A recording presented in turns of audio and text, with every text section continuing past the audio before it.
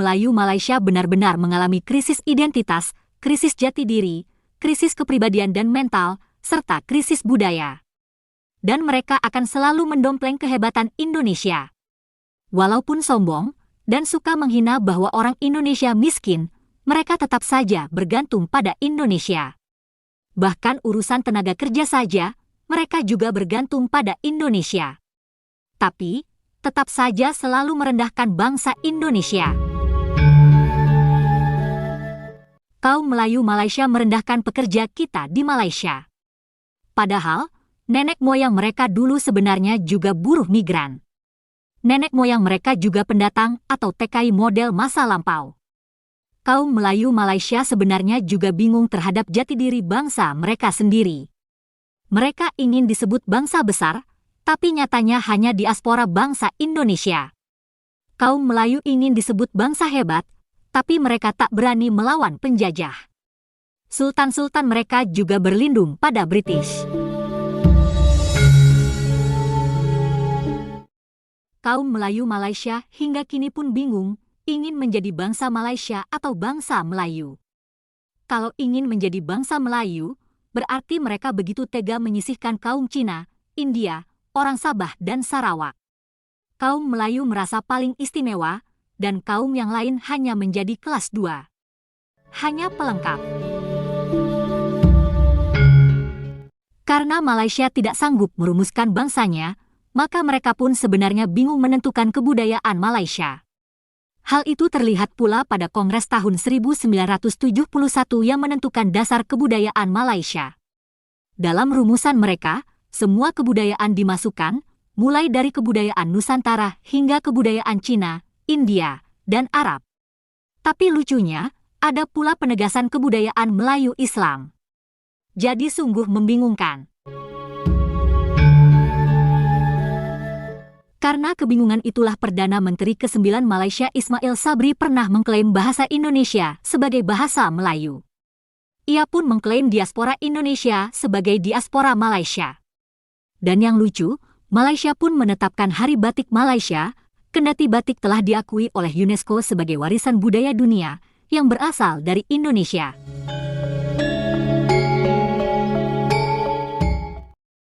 Malaysia mengklaim memiliki batik sendiri, yakni Batik Malaysia. Karena itu pula Malaysia juga memberlakukan penggunaan seragam batik bagi aparatur negara di setiap hari Kamis. Tapi yang terjadi kemudian, batik Indonesia justru laris manis di Malaysia. Ekspor batik Indonesia meningkat, terutama lewat penjualan online. Salah satu contohnya adalah kesuksesan pengusaha batik asal Boyolali, Jawa Tengah, yang berhasil menjual batik ke Malaysia dan Singapura dengan omset miliaran rupiah. Ia menjualnya lewat Shopee. Pengusaha batik yang sukses mengekspor batik ke Malaysia seperti itu banyak sekali. Jadi, orang Melayu Malaysia berbangga-bangga dengan batik mereka, tapi sebenarnya pengusaha batik Indonesia juga yang mengeruk keuntungan. Karena industri batik di Malaysia tentu kalah bersaing dengan ribuan pengusaha kecil batik di Indonesia yang mampu menjual dengan harga jauh lebih murah. Dengan kata lain, kaum Melayu Malaysia sebetulnya bingung sekali. Mereka pun tidak mampu merumuskan identitas dan kebudayaan mereka sendiri. Mereka hanya bergantung pada kehebatan Indonesia, terutama urusan bahasa dan budaya. Nah, selanjutnya kita simak video reaksi berikut ini. Hai guys, jumpa lagi. Kali ini kita akan membahas penggunaan batik Indonesia oleh grup tari Malaysia. Mereka rupanya amat bangga terhadap tarian kuda kepang dan kain batik yang mereka pakai. Kaum Melayu Malaysia menganggap hal itu mewakili identitas negara mereka.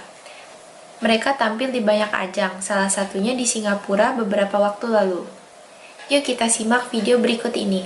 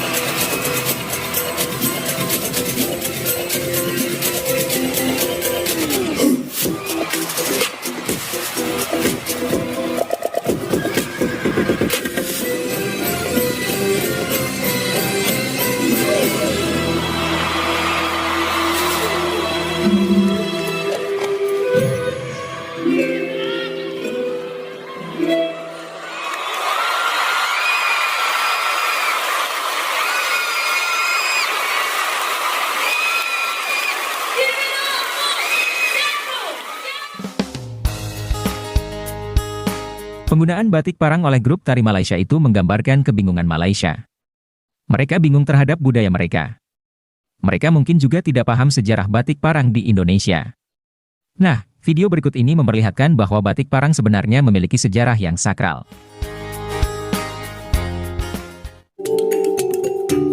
Dalam acara resepsi pernikahan Kaisang Pangarep dan Erina Gudono yang digelar di Puro Mangkunegaran, para tamu diminta untuk tidak memakai batik bermotif parang. Larangan ini merupakan aturan dari Puro Mangkunegaran. Batik awalnya adalah komoditas budaya yang dimiliki elit keraton untuk kegiatan atau upacara tertentu. Namun keindahan batik membuat banyak pihak di luar keraton yang ingin mengenakan batik.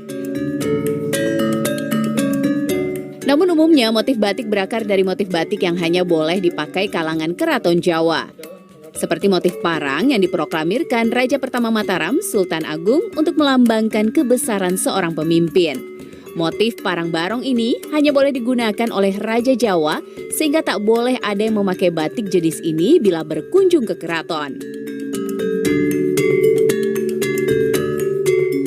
Batik yang bermotif parang itu memang di keluarga kerajaan Mataram ini hanya digunakan oleh raja, kemudian garwa dalem, putra dalem, mantu dalem, kemudian kepada cucu. Acara-acara resmi di keraton maupun di Puro Mangkunegaran tidak diperkenankan baik adi dalem ataupun sentono dalem, apalagi masyarakat umum menggunakan batik motif parang. Begitulah sejarah batik parang di Indonesia. Ragam batik di Indonesia memang banyak sekali dan memiliki sejarah yang panjang. Selanjutnya kita simak cara Profesor Malaysia mengklaim budaya Indonesia, dan mereka terus melakukan propaganda hingga sekarang. Mereka mengajari orang Indonesia mengenai konsep dekolonisasi Nusantara. Padahal di Malaysia sendiri sejarah mereka masih mengacu pada British. Simbol pahlawan mereka pun tentara British. Sultan-sultan mereka dulu juga pro penjajah. Yuk kita simak video berikut. Saya juga angkat isu yang sama, agenda yang sama, dan ini jadi on decolonization, dari satu istilah colonial epistemicide, jadi pembunuhan SI. Kolonisasi saya hari ini, saya fokus hanya kepada dekolonisasi budaya. Tetapi saya berbahas bahwa dekolonisasi harus terjadi dalam semua dimensi ilmu, ya. Dan ini yang 5 dimensi yang saya bicara dalam buku ini. Dan buku ini juga ditentukan di buku lain pula nih. Tapi ya bukan satu buku yang ini. Ada nanti kita ini buku lain ini CSR. Meant to sail around the world was a Malay. Now, bila saya guna istilah Melayu, maksud saya bukan suku Melayu, tetapi rumpun Melayu. Seperti juga kita ada Cape Malay, Melayu Cape Town, right? Malay Cape Town itu datangnya dari Makassar, Syekh Yusuf Al-Makassari yang membuka masjid yang pertama di Afrika Selatan, itu Syekh Yusuf Al-Makassari menggunakan istilah Melayu rumpun, jadi rumpun Melayu. Jadi termasuklah sumpah palapa Majapahit itu kan. Tidak akan tidurnya nyenyak, tidak akan makannya kenyang selagi tidak disatukan Nusantara itu. Dan dinyatakan Nusantara itu sampai ke gurun, sampai ke Pahang. Gurun itu 1 jam dari Malaysia, 1 jam dari Pulau Pinang, ya. Menuju ke utara itu gurun itu. Ini paradigma kita. Dan Nusantara itu semuanya dari Sabang sampai ke Maroke, sampai ke Filipina, daripada Rotterdam yang sampai ke Champa, sampai ke selatan Indo-China itu. Ini bagian daripada kita. Jadi kita pertamanya bahasa. Mungkin bahasa itu yang diangkat oleh pembicara kita yang awal itu, mungkin itu juga jadi titik kontestasi. Maka saya bilang nggak apa-apa kalau sudah diterima sebagai bahasa Brunei, bahasa Indonesia, bahasa Malaysia, apa saja. Tapi letak saja perkataan Melayu di sana.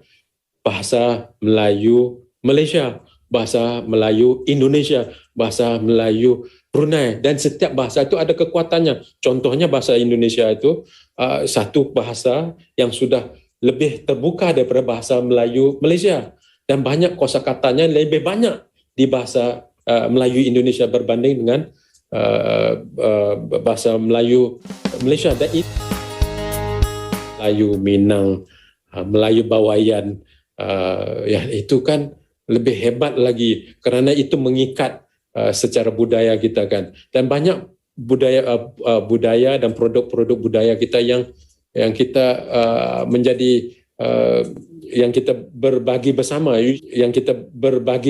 you share together, right? Masakannya, tariannya. Dan kalau kita angkat ini sebagai satu budaya rumpun Melayu, ya kan, itu hebat. Begitulah guys cara Profesor Malaysia melakukan propaganda. Mereka ingin mendompleng budaya Indonesia. Tujuannya tentu saja agar kaum Melayu Malaysia tampak hebat dan memiliki identitas.